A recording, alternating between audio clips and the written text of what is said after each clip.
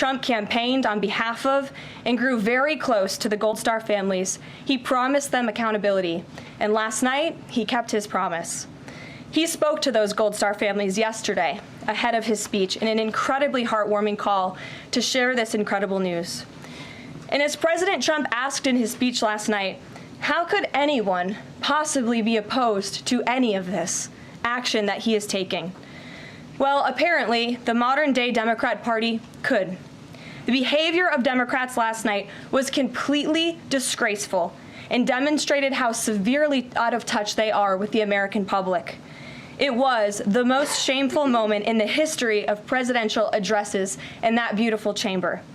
In what was supposed to be a unifying moment for our country, Democrat members of Congress instead screamed at the President of the United States, who was just overwhelmingly reelected by their constituents, walked out of the chamber, and worst of all, they disrespected the American people.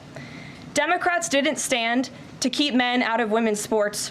They couldn't even clap for a girl who got her head smashed in by a man on a volleyball court.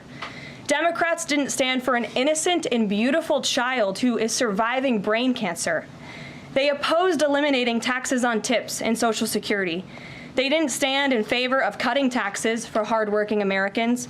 They couldn't even clap for two mothers whose daughters were killed by illegal aliens.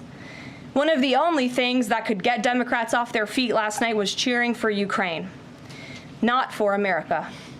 Last night was a very clarifying moment for our country. The Democrats exposed themselves as the party of insanity and hate, the party that wants to put America last.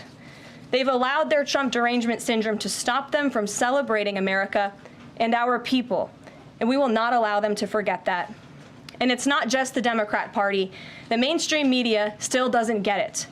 Last night, MSNBC's Nicole Wallace disgustingly looped in a 13-year-old boy with brain cancer into an attack on the president over January 6th. And CNN's first chyron out of the speech called it divisive. President Trump wasn't divisive. The Democrats were. And CNN was proven wrong by their own viewers, 69% of whom, in a post-speech poll, said they had a positive reaction to the president's speech. It's sad and frankly pathetic that Democrats and liberals in the legacy media continue to allow their hatred for the president to override their love for our country. But nevertheless, the president will continue to unify this nation through policies that are grounded in common sense and that uplift all Americans.